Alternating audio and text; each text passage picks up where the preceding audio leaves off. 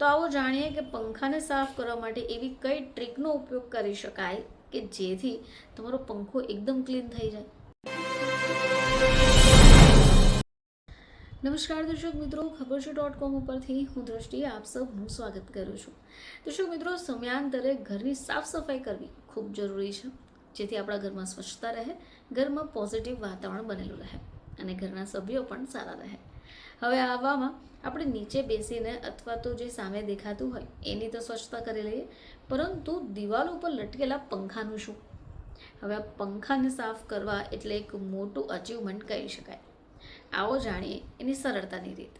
તો ઘરના પંખા સૌથી વધારે ગંદા હોય છે. પંખા ઉપર ધૂળ ચોંટી હોય, ચીકણા થઈ જાય. હવે આને સાફ કરવું સરળ નથી હોતું. આવામાં તમે અમુક હેક્સ અપનાવી શકો જેથી મિનિટોમાં આ ગંદા ચીકણા પંખા પણ સાફ થઈ જાય. હવે ખાસ કરીને જે રસોડામાં પંખા હોય એ ધીરે ધીરે સૌથી વધારે ગંદા થશે, કારણ કે ખાવાનું બનાવીએ ત્યારે આપણે જે તેલનો ઉપયોગ કરીએ છીએ, ધીરે ધીરે એ તેલની છાપ પણ પંખા ઉપર ચોંટતી હોય છે. હવે ધૂળ પણ લાગે, જેથી એ પંખાની પાંખો ચીકણી થઈ જાય. આવામાં અમુક હેક્સ તમારી મદદ કરી શકે. તો આવો જાણીએ કે પંખાને સાફ કરવા માટે એવી કઈ ટ્રીકનો ઉપયોગ કરી શકાય કે જેથી તમારો પંખો એકદમ ક્લીન થઈ જાય. તો ઘરના ગંદા પંખાને જો સાફ કરવું હોય તો એના માટે તમારે જૂના તકિયાના કવરનો ઉપયોગ કરી શકાય. કવરના તકિયાને આખા પંખાની બ્લેડ ઉપર પહેરાવી દો. હવે કવરને બહારની તરફ ખસેડતા જાઓ. આનાથી શું થશે કે પંખા પર જે જમાઈ ગયેલી ધૂળ હોય એ જલ્દીથી ખસી જશે. જો ધૂળ બચી હોય તો ફરીથી આ પ્રકારની પ્રક્રિયા કરો. જે પંખાની પાંખો છે એને થોડું ઘસીને પણ ક્લીન કરી લો. પંખો એકદમ સાફ થઈ જશે.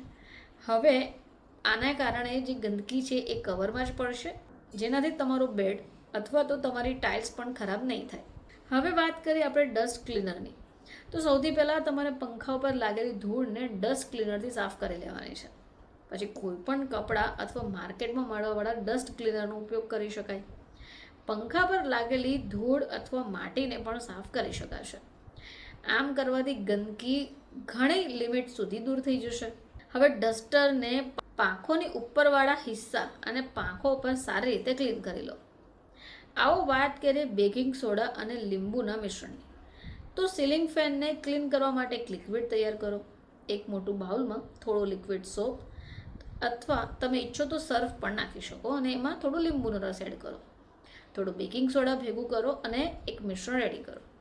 હવે આ મિશ્રણમાં કપડું ભીનું કરીને પછી પંખાની પાંખોને સ્ક્રબ કરી દો અને સાફ કરી લો. હવે પાંખોને તમારે કોઈ પણ ભીના કપડાથી રગડતાથી સાફ કરવાનું છે. જો તમે આવી રીતે પંખા પર લાગેલું લિક્વિડથી સાફ કરશો તો એ ગંદકી દૂર થઈ જશે.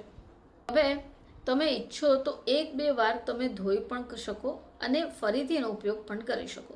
હવે આ પ્રક્રિયા થઈ જાય એટલે પંખાને એક સારા અને સ્વચ્છ સૂકા કપડાથી ફરીથી લૂછી કાઢો.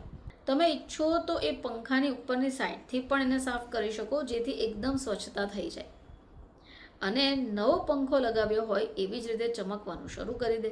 જો સમયાંતરે ફરીથી પંખો ગંદો થઈ રહ્યો છે તો તમે વચ્ચેના સમયમાં પંખાને ડસ્ટરની મદદથી ક્લીન પણ કરી શકો છો.